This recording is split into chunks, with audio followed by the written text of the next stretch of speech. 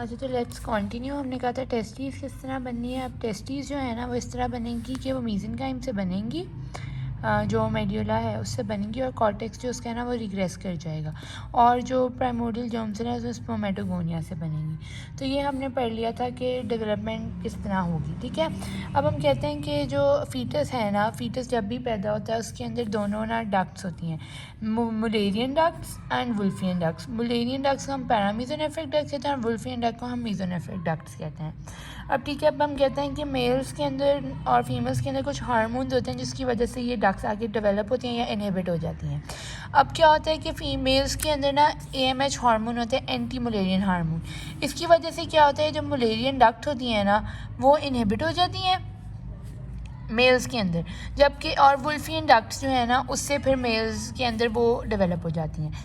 जबकि फ़ीमेल्स के अंदर जो होती हैं ना वो वो जो मुलेरियन डक्ट्स है ना वो इनहिबिट नहीं होती, क्योंकि उसके अंदर AMH हार्मोन नहीं होता, तो वो इनहिबिट नहीं होती, तो वो वैसे ही डेवलप रहती हैं, ठीक है। अब मेल की तरफ आ जाते हैं। तो मेल सेक्सुअल ऑर्गन्स में कहते हैं कि टेस्टिस के अंदर दो सेल्स होते हैं, सर्टिलाइज सेल्स और लिडिक सेल्स। अब जो सर्टिलाइज सेल्स होते हैं वो किस तरह बने होते हैं, वो बने होते हैं by the cortex of the genital rich. जैसे कि हमने कहा ये टेस्टिस है ना, हमने कहा था टेस्टिस जो है ना उसमें कॉर्टेक्स जो है इतना ज़्यादा नहीं रहता, कॉर्टेक्स रिग्रेस हो जाता है, तो उसके जो कॉर्टेक्स है ना, कॉर्टेक्स से सर्टिलाइज सेल्स बन जाते हैं, जबकि उसका जो मेड्यूला है ना वो रिमेनिंग टेस्टिस बनाता है। तो जो लिडिक सेल्स होते हैं ना वो क्या होते हैं, वो मीज़ेनकाइम से बनते हैं, जो कि मीज़ेनकाइम सेमिनिफेरस कॉर्ड्स के अंदर होती हैं। ये देखो, ये हमारे पास टेस्टिस होती हैं, टेस्टिस के अंदर ना ये सेमिनिफेरस कॉर्ड्स होती हैं, ठीक है ना, इस तरह। तो ये जो इसके अंदर बाहर जो है ये सर्टिलाइज सेल्स यहाँ पर होंगे, और ये इनके अंदर मीज़ेनकाइम है ना इसके अंदर से बनेंगे लिडिक सेल्स। तो ठीक है, अब जो है ना सर्टिलाइज सेल्स के पास AMH हार्मोन होता है। AMH हार्मोन क्या करता है, ये मुलेरियन डक्ट्स को इनहिबिट कर देता है, पैरामीजोनेफ्रिक डक्ट्स और मुलेरियन डक्ट जो है वो इनहिबिट हो जाती हैं। तो यहाँ पर इससे जो आगे जो होती है ना कोई डेवलपमेंट नहीं होती। अब जो लिडिक सेल्स होते हैं वो टेस्टोस्टेरॉन प्रोड्यूस करते हैं। अब टेस्टोस्टेरॉन क्या करते हैं, वो स्टिमुलेट करते हैं वुल्फियन डक्ट को, मीजोनेफ्रिक डक्ट को वुल्फियन डक्ट को स्टिमुलेट करते हैं, जो कि आगे से डेवलप होती हैं वास डिफरेंस में, एपिडिडिडमिस में और सेमिनल वेसिकल्स में, ठीक है।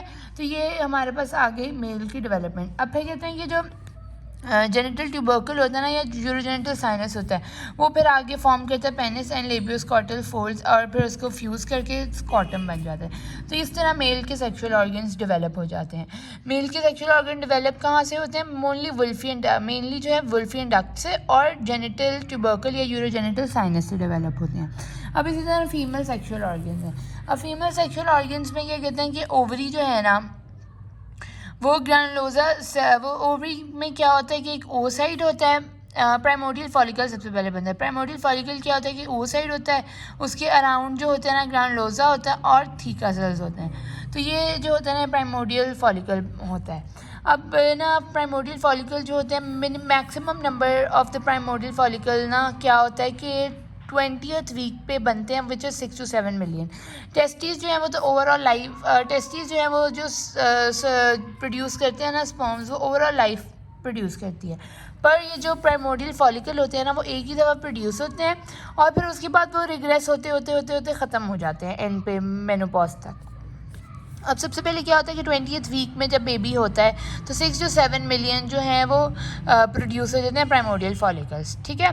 फिर उसके बाद एट्रीजिया होता है प्राइमोडियल फॉलिकल्स का, टिल 20 वीक्स से लेकर बर्थ तक एट्रीजिया होता है, और बर्थ पे वो सिर्फ 1 to 2 मिलियन रह जाते हैं।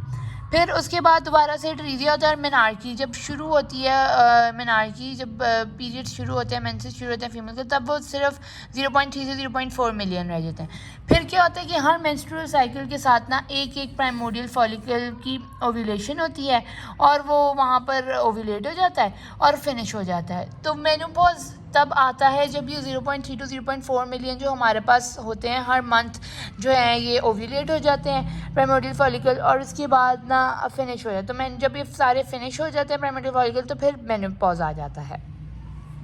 अब क्या होता है फीमेल्स के अंदर के मुलेरियन डक्ट्स बनती हैं। मुलेरियन डक्ट क्योंकि इनके अंदर AMH नहीं होता, एंटी मलेरिया हार्मोन नहीं होता, तो in absence of AMH mullerian ducts develop होती हैं, जो कि आगे से फॉर्म करती हैं यूट्रस, सर्विक्स और प्रॉक्सिमल 2/3 ऑफ वेजाइना, ठीक है। और फ्रॉम दी मिडलाइन फ्यूजन और fallopian tube from the caudal segment. कि मिड लाइन से ये यूट्रस, सर्विक्स और वेजाइना का प्रॉक्सिमल रूटेड बनाती हैं, और जो इसकी कॉर्डल सेगमेंट है जो कि टेल एंड होता है उससे फॉलिपियन ट्यूब बना देती है। फिर मुलेरियन ट्यूबरकल और यूरोजेनिटल साइनस फ्यूज़ होती है और वेजाइना का बाकी पार्ट 1/3 जो है वो बनाती है और हाइमन बना देती है। ठीक है, तो ये हमने बता दिया कि मुलेरियन डक्ट्स कहाँ होती है। वुल्फियन डक्ट जो है वो मेल्स के अंदर होंगी और वो डेवलप क्या कराएंगी, वॉज डिफरेंस एपिडिडमस और सेमिनल वेसिकल, जबकि फीमेल्स के अंदर क्या होगा, मुलेरियन डक्ट्स होंगी और वो यूट्रस, सर्विक्स और वेजाइना और फॉलिपियन ट्यूब्स फॉर्म करवा देंगी। ठीक है, अब फीमेल एक्सटर्नल जेनेटेलिया में क्या है, हमने कहना है कि क्लोएकल फोल्ड्स जो हैं वो फ्यूज़ करते हैं जो कि बाद में क्लाइटोरिस बना देते हैं। इसी तरह यूट्रल फोल्ड्स जो है वो लेबिया में जोड़ा बना सकते हैं और लेबियोस्क्रोटल फोल्ड्स लेबिया माइनोरा बनाते हैं ये, और लेबियोस्क्रोटल फोल्ड लेबिया में जोड़ा बनाते हैं, और यूरोजेनिटल साइनस जो है हाइमन और वेस्टिब्यूलर वेजाइना बना के एक्सटर्नल जेनेटेलिया 12 वीक्स तक जो है डेवलप हो जाते हैं। ठीक है, अब जो है ना इसके बाद हम नेक्स्ट पार्ट में एनाटमी डिस्कस करते हैं।